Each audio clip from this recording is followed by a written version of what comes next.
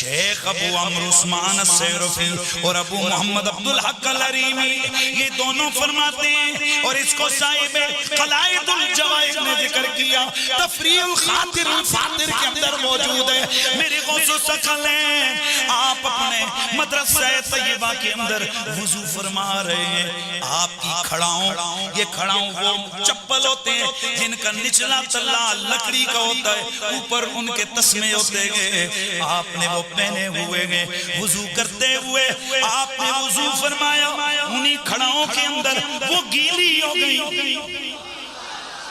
تاکہ آپ نے کھڑاؤں پہنی، 2 رکعت نماز نفل ادا کیے۔ اس کے بعد اچانک آپ نے ایک کھڑاؤں ہوا میں پھینکی، وہ ہماری نظروں سے غائب ہو گئی، پھر دوسری کھڑاؤں کو اچھالا، وہ بھی ہماری نگاہوں سے غائب ہو گئی۔ 3 دنوں کے بعد ایک قافلہ بغداد آیا،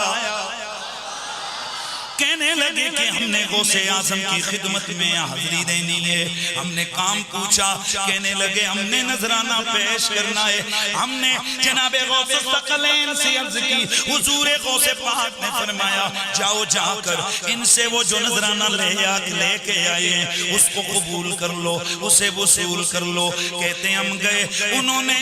کچھ ریشمی کپڑے دیے، کچھ اونی کپڑے دیے، کچھ سونا دیا، اور ایک کپڑے میں لپیٹ کے ایک چیز بھی دی۔ جب ہم نے اسے کھولا وہ غوث اعظم کی کھڑاؤں تھی۔ ہم نے ان سے پوچھا چلو یہ تو ہو گیا مسئلہ، بتاؤ یہ کھڑاؤں کہاں سے ملی ہیں؟ کہنے لگے بس واقعہ دراصل یہ ہے، ہم قافلے والے سفر کر رہے تھے، اچانک ڈاکوؤں نے ہم پہ حملہ کیا، ہمارے کچھ لوگوں کو قتل کر دیا، اور پھر ہمارا سامان لوٹ کر بھی وہ جا کر تقسیم کرنے لگے تھے۔ ہم نے صدا لگائی یا شیخ عبدالقادر جیلانی امداد کن۔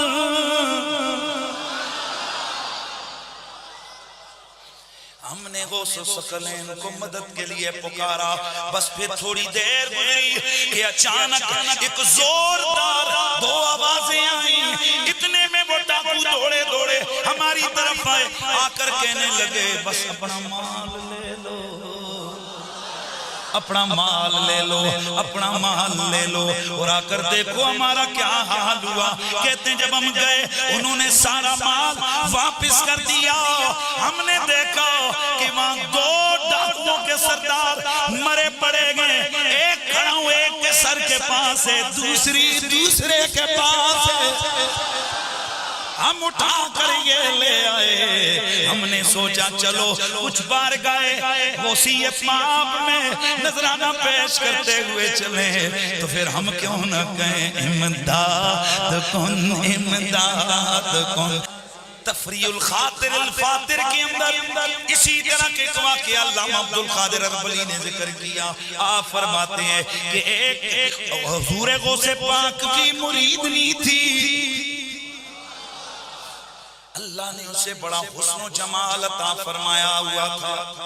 ایک دن وہ اپنے کسی کام کی غرض سے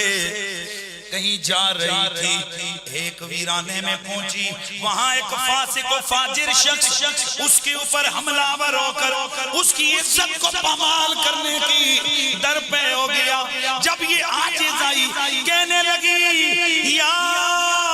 غوث اعظم الغیاث الغیاث یا غوث ثقلین، اے غوث پاک مدد کا وقت ہے، مدد کیجئے۔ فرماتے ہیں کہ حضور غوث اعظم مدرسے میں وضو فرما رہے تھے، آپ نے وضو کرتے کرتے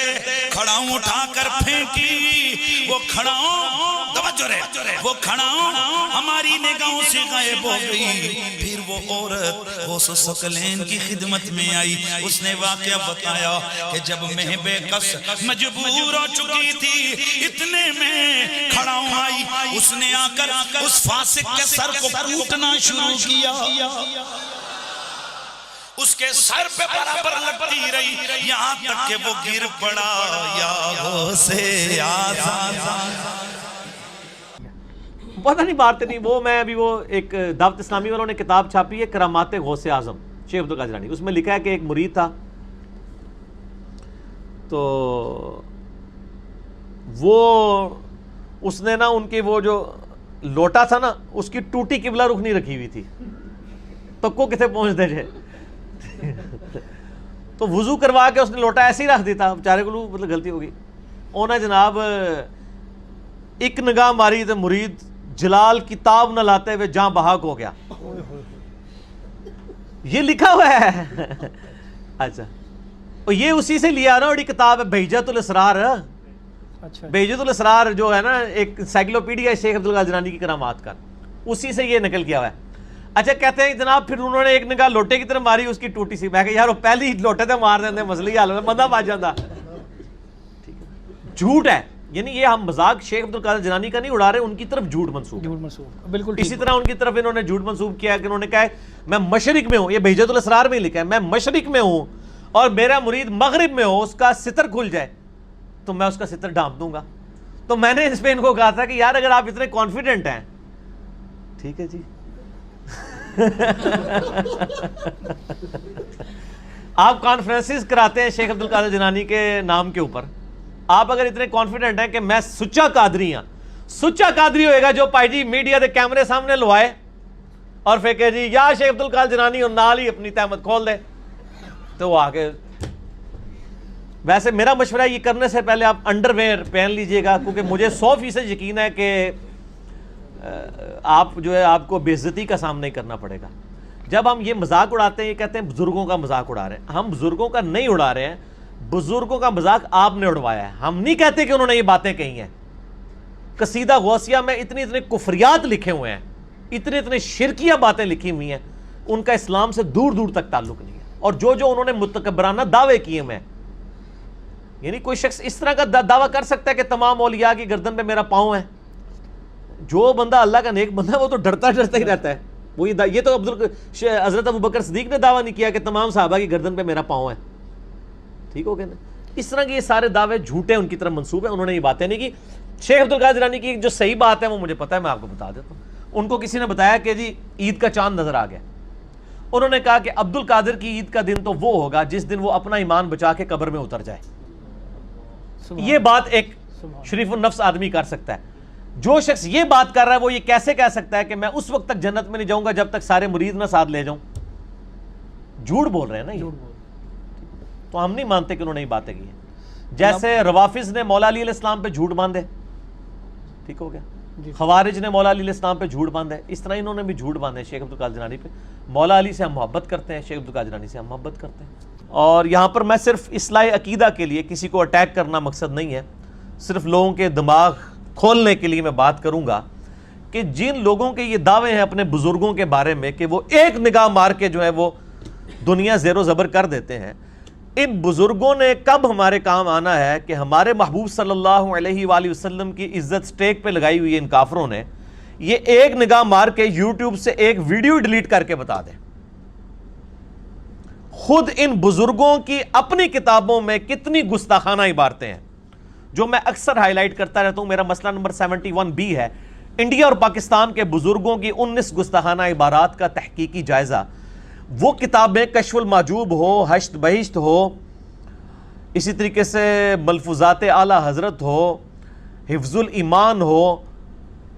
اس قسم کی کئی کتابیں جن کے میں نے حوالے دیے ہیں یہ تو آج تک چھپ رہی ہیں ان پہ کوئی نگاہ مار کے ان عبارتوں کو غائب نہیں کرتا کوئی بزرگ نگاہ مار کے جو ہے وہ یوٹیوب سے ویڈیوز ڈیلیٹ نہیں کرواتا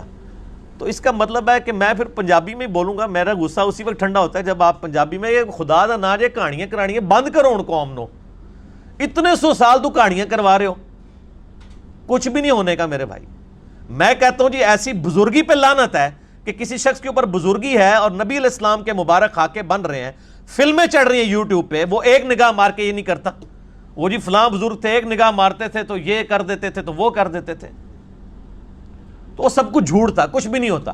یہ سارے مل کے بھی کچھ نہیں کر سکتے جب تک کہ ہم ایک کاؤنٹر نیریٹو جوابی بیانیاں ان کے سامنے لے کر نہیں آتے علمی طریقے سے اب اس میں یہ رہا وسوسہ کہ اللہ تعالیٰ یوٹیوب سے کیوں نہیں یہ ویڈیوز ڈیلیٹ کروا دیتا تو بھائی اللہ کا کہیں دعویٰ ہی نہیں ہے یہ دعوے تو آپ کے بزرگوں نے کیے تھے نگاہ مارنے والے دیکھیں یزید نے خانہ کعبے کی اینٹ سے اینٹ بجا دی، حجاج ابن یوسف نے خانہ کعبے کی اینٹ سے اینٹ بجا دی، بخاری مسلم میں حدیث موجود ہے، صحیح بخاری میں ہے قرب قیامت میں ایک پتلی ٹانگوں والا حبشی خانہ کعبے کی اینٹ سے اینٹ بجا دے گا۔ تو اللہ تعالیٰ نے تو کہیں وہ خانہ کعبے کی حفاظت کا صرف ایک واقعہ یہ اصحاب فیل والا ہوا ہے، اس کے بعد نہ کوئی واقعہ ہوا، نہ اس سے پہلے ہوا، نہ ہونا ہے۔